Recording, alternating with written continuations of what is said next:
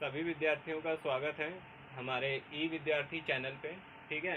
और उससे भी पहले मैं सभी विद्यार्थियों को शुभकामनाएं देना चाहूँगा जो भी हमारे 10th और 12th क्लास पास आउट हुए हैं अच्छे नंबरों से, और जो कम नंबरों से भी रह गए हैं, ठीक है, तो वो भी पास आउट हैं, तो वो भी क्या है, अपने मन को दुखी ना करें और आगे अपनी तैयारी में लग जाएं। ठीक है।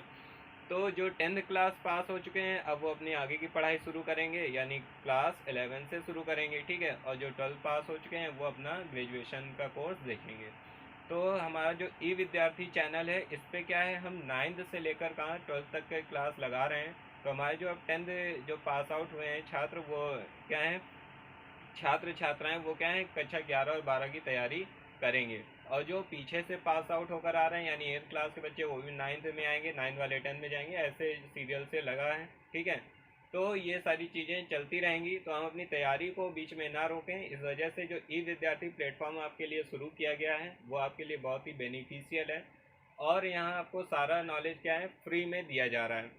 अब नॉलेज फ्री में देने की बात आ रही है तो यहाँ नॉलेज कहते हैं कि बांटने से ही क्या होता है, बढ़ता है। ठीक है। अपने पास इकट्ठा करने से नहीं बढ़ता है, जितना आप नॉलेज फैलाएंगे उतना ही ये क्या होगा, बढ़ता चला जाएगा।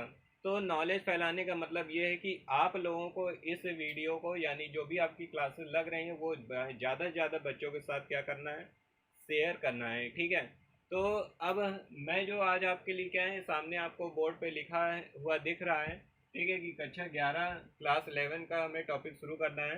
और क्लास 11 का टॉपिक शुरू करें उससे पहले आपके मन में ये उत्सुकता होगी कि मैं क्या पढ़ाऊँगा और मेरे बारे में भी जानना होगा। तो मैं आपको बता दूं कि मेरा नाम अमन है और मैं आपको गणित पढ़ाऊंगा। ठीक है। तो आज जो हम गणित में टॉपिक शुरू करने वाले हैं तो वो क्या है, समुच्चय के बारे में शुरू करने वाले हैं। ठीक है। छोटी क्लासों में भी कभी कभार आपने समुच्चय के बारे में जरूर पढ़ा होगा। ठीक है। क्या शुरू करेंगे, समुच्चय।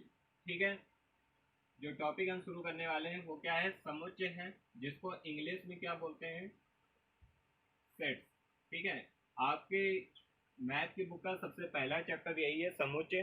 ठीक है।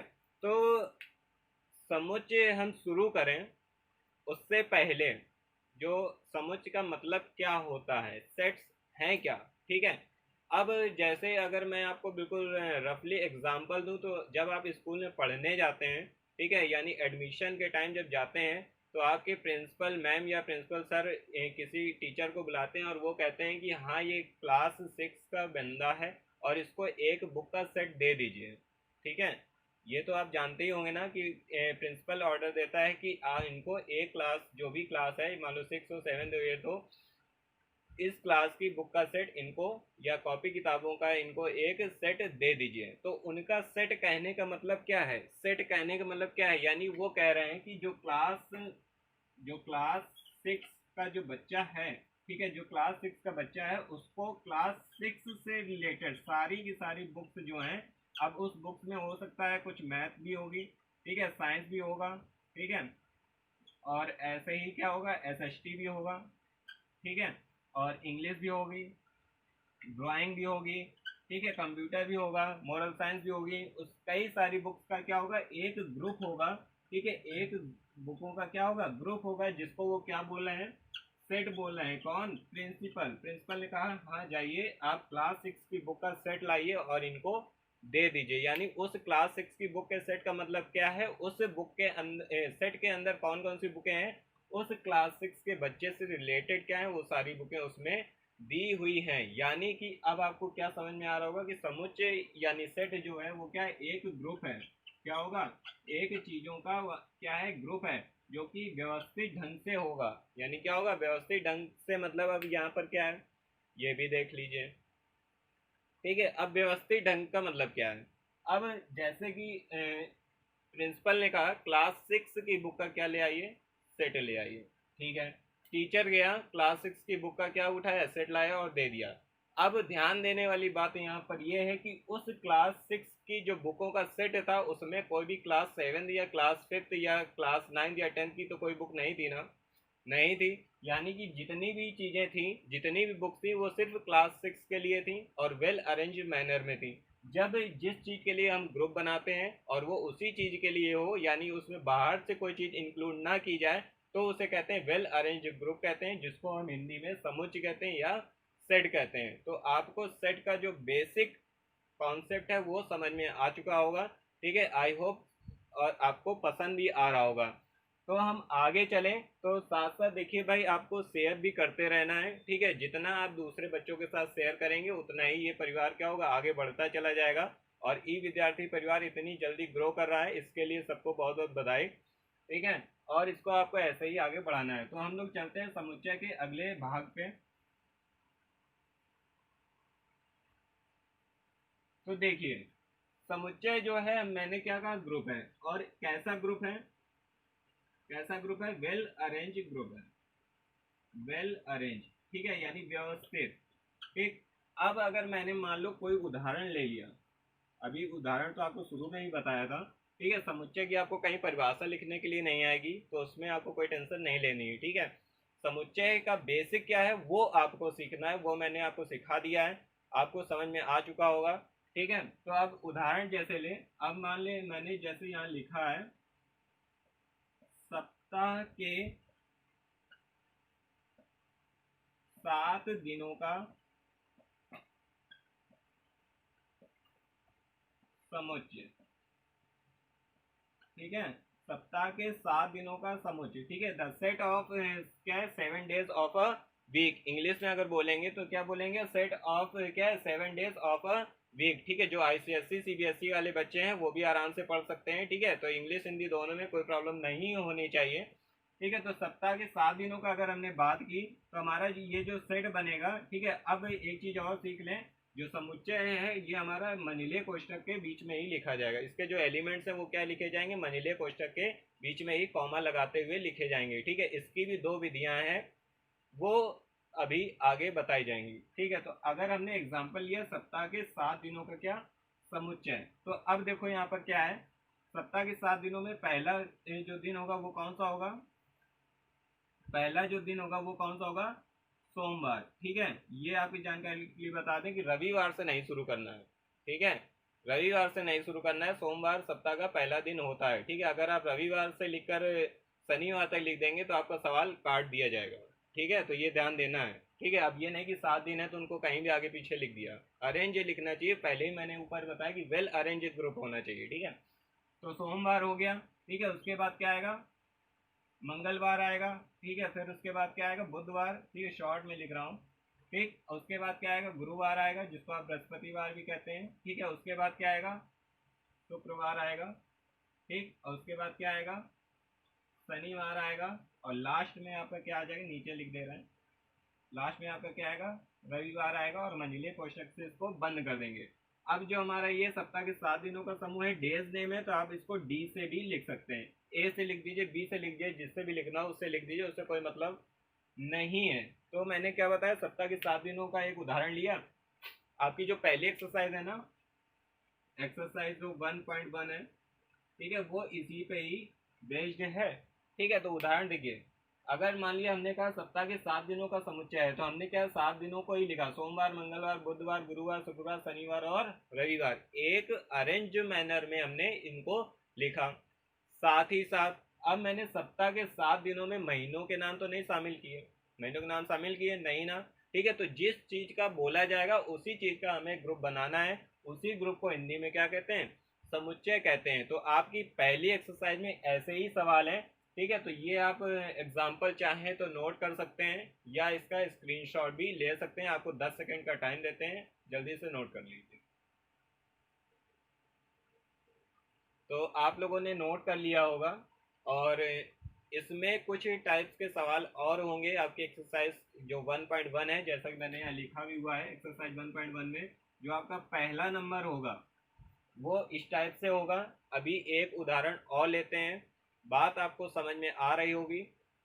तो जब वीडियो ख़त्म हो जाएगा आपको मिलेगा, अभी तो ये रिकॉर्डेड व्यू तो आपको मिलेगा। ठीक है, तो आपको कमेंट करके ज़रूर बताना है कि वीडियो में जो कंटेंट है आपको दिया जा रहा पढ़ाया जा रहा वो कैसा है। ठीक है, फीडबैक आपको जरूर देना है, और आप क्या क्या चाहते हैं वो भी आपको बताना है। ठीक है, जैसे आप फर्स्ट ईयर में, जैसे मैंने अभी शुरू किया समुच्चय, समुच्चय में आप बुक के कंटेंट के अलावा और भी कुछ सीखना चाहते हैं तो वो भी आपको कमेंट करके बताना है।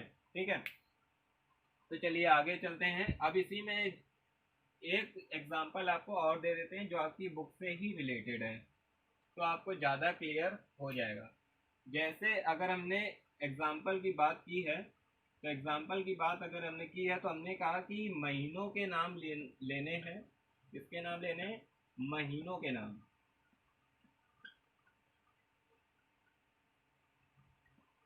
ठीक है, महीनों के नाम लेने हैं, लेकिन जे से शुरू होने वाले। किससे? जे से शुरू होने वाले। इंग्लिश में अल्फ़ाबेट जे से शुरू होने वाले। ठीक है, जे से शुरू होने वाले। तो जे से शुरू होने वाले जो नाम है वो हमें लेने हैं। अब देखिए, महीनों के नाम है तो आप महीने को मंथ से लिखते हैं तो एम से भी लिख सकते हैं, या ए से लिख दीजिए, बी से, सी से, जिससे डिनोट करना हो। मंजिला कोष्ठक जरूर बनाना है। जे से शुरू आने वाले नाम कौन से हो जाएंगे? आपका पहला हो जाएगा जनवरी। ठीक है, दूसरा क्या हो जाएगा? जून। और तीसरा क्या हो जाएगा? Third one July. ठीक है, जो हमारा सवाल था वो क्या कह रहा था कि मंथ्स नेम होने चाहिए बट स्टार्टिंग विथ क्या है? जे, लेटर जे। तो फर्स्ट हमारा क्या है? जनवरी, जून एंड जुलाई।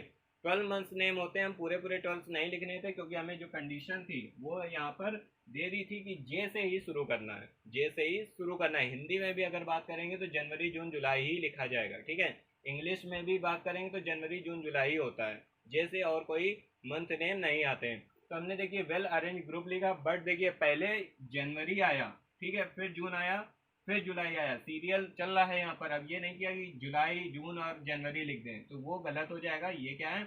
आपका सही है। तो आपका जो पहला नंबर है वो इसी से रिलेटेड है। तो इससे पहले वाला सवाल आप नोट कर चुके हैं और ये आपको समझ में आ रहा होगा। ठीक है, तो इसका स्क्रीनशॉट ले लीजिए और अब हम लोग आगे बढ़ेंगे। चलिए तो आगे चलते हैं।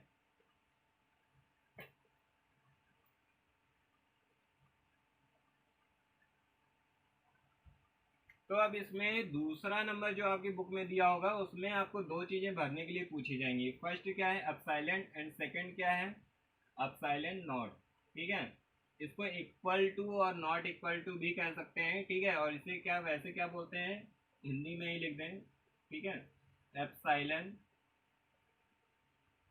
ठीक है, एप्साइलन। और ये क्या होता है?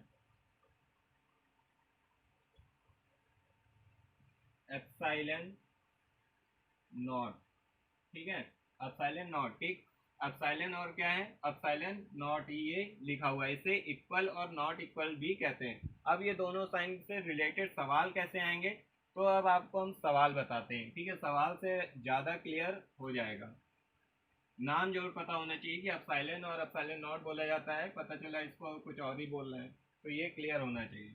अब मान लो हमने कोई नंबर ले लिया, एक हम लोगों ने सेट लिया, मान लो सी स्क्वायर टू लिया 2 4 6 8 10।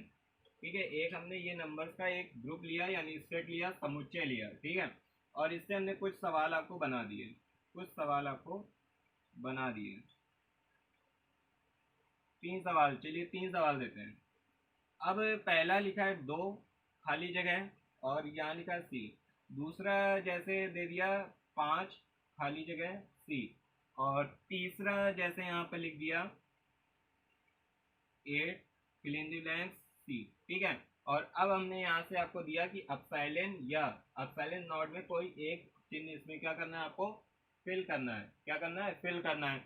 अब देखो, अपसाइलेन का मतलब ये होता है कि ये जो सी लिखा है, ये सी का ही ये दो क्या है? इसका भाग है, ये इसी का एलिमेंट है। एप्सिलॉन का मतलब क्या है? ये जो दो है ये इसका एलिमेंट है। जब एलिमेंट इसी का है तो एप्सिलॉन फिल करना है, जब एलिमेंट नहीं है तो एप्सिलॉन नॉट फिल करना है। ठीक है, समझ में आ रहा है यहाँ तक? देखो, सी में हमारे कौन कौन से एलिमेंट दिए? 2 दिया है, ठीक है, 4 दिया है, 6 दिया है, 8 दिया है, 10 दिया है। ठीक है, तो अब देखो यहाँ सी जो है वो यहाँ 2 लिखा है, अब 2 तो इसका एलिमेंट है ना, तो क्या फिल करेंगे, एप्सिलॉन। क्लियर है। नेक्स्ट जो हमारा है 5। अब 5 यहाँ कोई भी एलिमेंट यहाँ दिख रहा है जो 5 है, ठीक है। अब ये मत सोचने लगना कि 5 को मल्टीपल 2 तो है, ये कॉन्सेप्ट यहाँ नहीं क्या है, नहीं लगेगा। 5 यहाँ नहीं लिखा है, यानी अब हमें यहाँ क्या फिल करना है, एप्सिलॉन नॉट फिल करना है। नेक्स्ट क्या है 8। 8 हमारा एलिमेंट सी का है, यानी कि यहाँ पर एप्सिलॉन फिल कर देंगे, ठीक है। क्या फिल कर देंगे, एप्सिलॉन यहाँ पे फिल कर देंगे। समझ में आ रहा है यहाँ तक। तो दूसरा नंबर सवाल आपका जो बुक में है वो यही है, ठीक है। तो अब आप क्या है, इसका स्क्रीनशॉट या नोट कर लीजिए, स्क्रीनशॉट सबसे बेटर है। और बाद में भी आप देख सकते हैं, रिकॉर्डेड मोड में तो रहेगा ही, जितनी बार आप रिवर्स करिए, रिवर्स कर करके देख सकते हैं। ठीक, तो जल्दी से नोट करिए। हाँ, तो आपने नोट कर लिया होगा।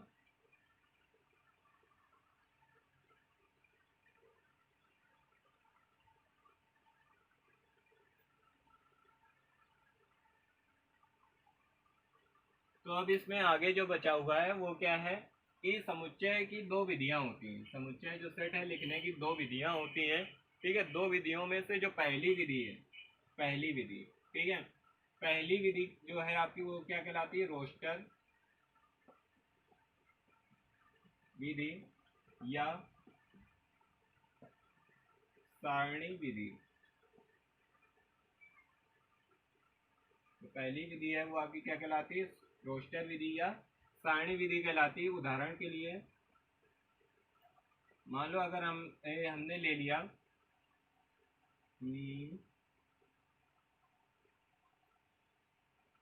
प्रथम 5 सम संख्याओं का समुच्चय, ठीक है। हमने एक उदाहरण लिया है, प्रथम 5 संख्याओं का समुच्चय, ठीक है। तो आप देखो सम संख्याएं क्या होती, इवन नंबर। इवन को आप ई से लिख दीजिए, ठीक है, या ए से लिख दीजिए, बी से लिख दीजिए, किसी भी चीज से लिख दीजिए, उसमें आपको कोई दिक्कत नहीं होनी होनी है, ठीक है। आपने प्रथम 5 सम संख्याएं कही, पहली 5 तो 2 4 6 8 और 10, ये हमारी प्रथम 5 है। और ये जो मेथड है लिखने की, ये जो विधि है, ये जो विधि है यही आपकी क्या है, रोस्टर या सारणी विधि है। यही विधि क्या कहलाती है, रोस्टर या सारणी विधि कहलाती है। इसके बाद की जो विधि है वो समुच्चय निर्माण विधि है, ठीक है। इसके बाद की जो विधि है वो क्या है, समुच्चय निर्माण विधि है, ठीक है। और ये जो हम लोग ने अभी पढ़ा है ये रोस्टर विधि है या इसे सारणी विधि भी कहते हैं। समझ में आ रहा है। उदाहरण हमने क्या लिया, प्रथम 5 सम संख्याओं का समुच्चय, तो हमने क्या लिखा, 2 4 6 8 10। समझ में आ रहा है। तो ये जो लिखने का तरीका है, मेथड है, विधि है, इसी को हम क्या बोलते हैं, रोस्टर विधि। इंग्लिश में रोस्टर विधि कहते हैं, हिंदी में क्या कहते हैं, सारणी विधि कहते हैं, ठीक है। आपको कहीं कहीं रोस्टर ऐसे ही लिखकर आ जाएगा, तो कंफ्यूज नहीं होना है, हिंदी इंग्लिश दोनों में ही लिखकर ऐसा आता है। तो इसका भी जल्दी से स्क्रीनशॉट ले लीजिए। और आज का लास्ट हम लोग इसके बाद पढ़ेंगे क्या, समुच्चय निर्माण विधि। और इसी से ही रिलेटेड हम लोग आगे शुरू करेंगे समुच्चय निर्माण विधि। तो जल्दी से नोट करिए। चलिए, तो आपने ये नोट कर लिया होगा। और आज का हमारा अंतिम विषय जो है, यानी इसका जो दूसरा भाग है, पहली एक्सरसाइज में ही जो आपका एक तरह के और जो सवाल आते हैं वो सवाल क्या है उसको भी देखते हैं। तो जो दूसरी विधि है इसकी वो क्या है,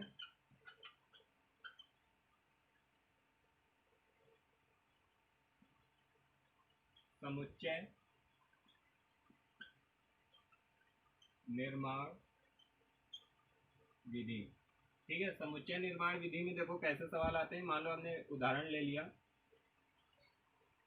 ए इक्वल टू दिया है 3 6 9 12, ठीक है। ये हमारा क्या है, ये रोस्टर मेथड है और अब हमें समुच्चय निर्माण विधि में लिखना है। तो अब इसको हम कैसे लिखेंगे, देखो ध्यान से, x सच दैट x, ये तो हमें लिखना ही पड़ता है, यानी इसके बारे में जो भी चीज हम कहने जा रहे हैं उसका विवरण इधर दिया है, ठीक है। इसका मतलब ये होता है। इस x के बारे में जो भी हम बताएंगे उसके बारे में जो डिटेल है वो इसके आगे है। तो x सच दैट x, ठीक है, x such that x equal to, अब देखो यहाँ पर, यहाँ देखो, अब देखो ये 3 है, 3 का गुणा 6, 3 का गुणा 9, 3 का गुणा क्या है 12, यानी सब 3 के गुणा चल रहा है ना। तो x इक्वल टू हम क्या लिख सकते हैं 3n, क्या लिख सकते हैं 3n। जो x हमारा आएगा वो किसके बराबर है 3n के बराबर है। और यहाँ जो n जो है, यहाँ जो n है कॉमा लगाकर, ऐसे कॉमा लगाकर लिख देंगे, जहाँ जो n है n, वो n जो है वो क्या है, एक से क्या हो सकता है बड़ा या बराबर, और 4 से छोटा या बराबर, ठीक है।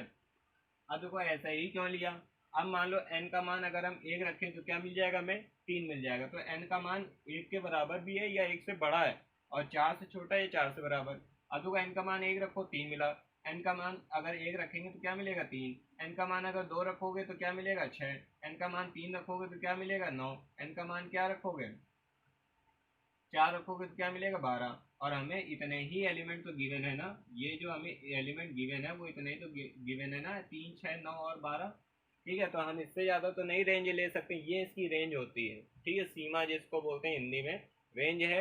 यानी हमें क्या शुरू करना है एक्स सच दैट, और यहाँ से जो भी डिटेल होती है वो इस एक्स के बारे में जो बता रहे हैं वो होता है, यही है समुच्चय निर्माण विधि है, ठीक है। अगर मान लो यहाँ 4 8, ठीक है, 12 16 होता है तो यहाँ लिखते हैं एक्स इक्वल टू 4n, और फिर यहाँ पर ऐसे रेंज बना देते हैं, समझ में आ रहा है। इसी से रिलेटेड जितने भी आज मैंने टाइप्स आपको बताए हैं इसको आप नोट करते चलिए साथ में। और जितने भी टाइप्स मैंने आज आपको बताए हैं ये आपकी एक्सरसाइज किससे 1.1, पहली एक्सरसाइज जो है 1.1, ठीक है, उससे ही रिलेटेड बताए हैं, ठीक है। तो अब आपको ये एक्सरसाइज सॉल्व करनी है। जो भी सवाल नहीं आ रहा है तो आपको डिस्क्रिप्शन बॉक्स में व्हाट्सएप ग्रुप का लिंक दिया जाएगा, और सभी बच्चों को वहाँ क्या करना है जोड़े जाना है, ठीक है। वहाँ जुड़ने का एक बड़ा फ़ायदा क्या होगा, आपको जो भी क्वेरीज हैं आपकी वहाँ सॉल्व कर दी जाएंगी, और बहुत सारे बच्चे हमारे पहले से वहाँ जुड़े हुए हैं। तो आपको वहाँ पे जुड़े जाना है, या इसी के नीचे एक कमेंट बॉक्स बनकर आता है उस पर आपको टाइप कर देना है अपना क्वेश्चन, और वहाँ से आपका क्वेश्चन ले लिया जाएगा नेक्स्ट वीडियो के लिए। तो अब आपको क्या करना है, ये हमारा आज ये समुच्चय का पहली एक्सरसाइज 1.1 खत्म हुआ है। 1.2 की तरफ जब बढ़ेंगे तो उसमें हमें अब आगे समुच्चय के प्रकार पढ़ने, रिक्त समुच्चय क्या होता है, अरिक्त समुच्चय क्या होता है, ये सारी चीज़ें हमें पढ़नी है, ठीक है। तो हम अपना वीडियो यहीं से एंड करते हैं, और एंड करने से पहले आपका फर्ज बनता है कि आपको ये नॉलेज दिया जा रहा है तो इस नॉलेज को आगे भी बढ़ाना आपका फर्ज है। तो इसको ज़्यादा से ज़्यादा बच्चों को के पास क्या है ले जाना है, या उनको इस चैनल तक लाना है, तभी आप ये क्या होगा, जो ई विद्यार्थी का जो टारगेट है, जो मोटिव है वो जाकर पूरा होगा। तो मिलते हैं अपनी नेक्स्ट क्लास में, तब तक के लिए थैंक यू।